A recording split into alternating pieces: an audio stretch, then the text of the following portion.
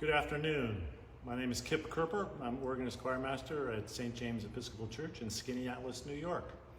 And I'm delighted to bring some classical music to you for our midday music series here at St. James, which happens on Tuesdays, Wednesdays, and Thursdays at 12:10. On Tuesday and Thursday, we will have guitarist and singers Michael Larkin, who is our band director here at St. James, and John Helgren. Please consider joining their times as well. On Sunday morning, we typically have a live stream worship service at 9, which can be found on our Facebook page at any time after 9 as well.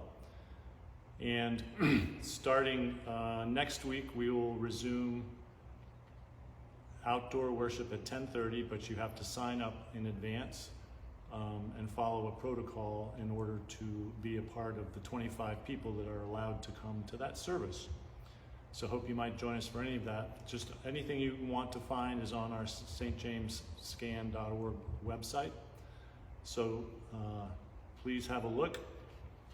Today I'm going to be playing a variety of music from a variety of composers, starting with Francis Linley, who was born in England and was an Englishman, but he did come to America for a few years later in his life, and then went back to England where he died. He did not live to be very old, 1771 to 1800. An interesting part of his life is that he was blind, and you'll find if you study the history of great organists that quite a few of the more prominent organists around the world have been or are blind, which is an amazing thing to me, to think of not only playing the keyboard but pulling stops and playing with your feet as well. So quite remarkable. I will be playing on the keyboard, the piano today, because our organ motor is in the midst of being repaired. Hopefully it will be ready very soon, and one of these Wednesdays coming up, I will be back at the organ. So Introductory Voluntary by Francis Linley.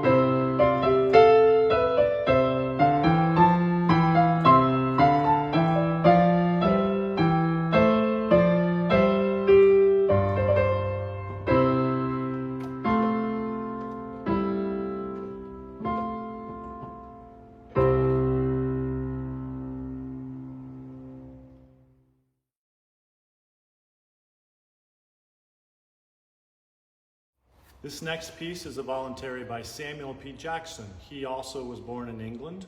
However, at the age of 7, his family emigrated to the United States, and he lived in Brooklyn, New York the rest of his life. His father was an organ builder, and he spent much of his life building organs as well as composing some small pieces.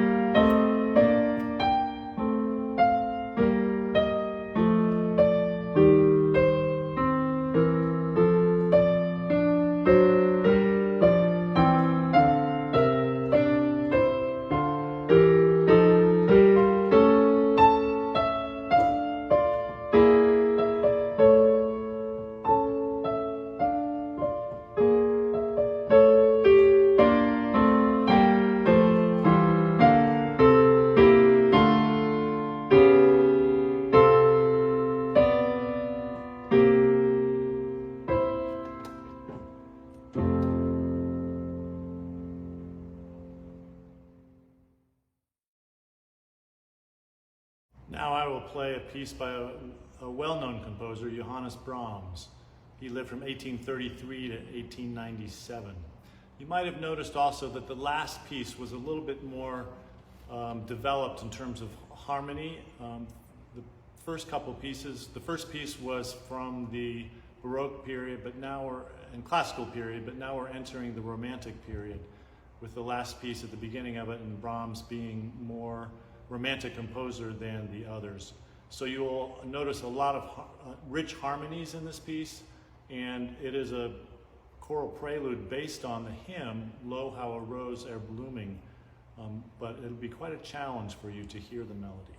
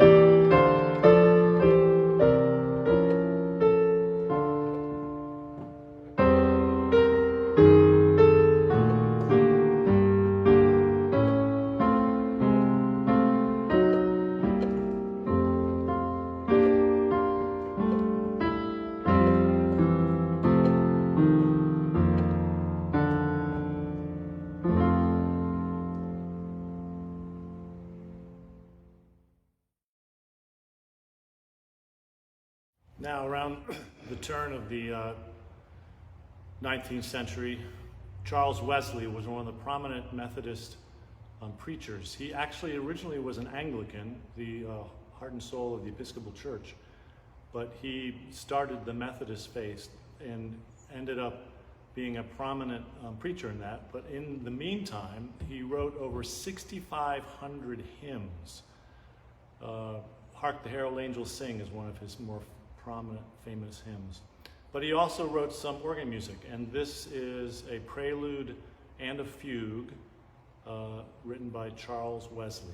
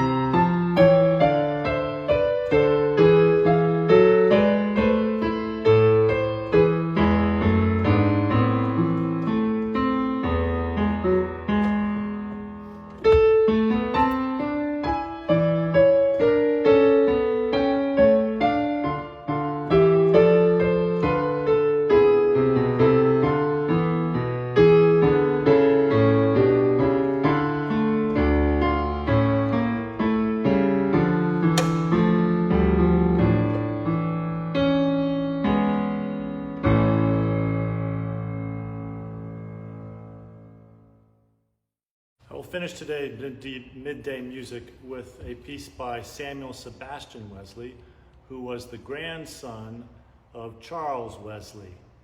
So music and religion ran in the family. Samuel Sebastian Wesley is one of the most beloved composers of English cathedral choirs and organists. This piece is called Choral Song.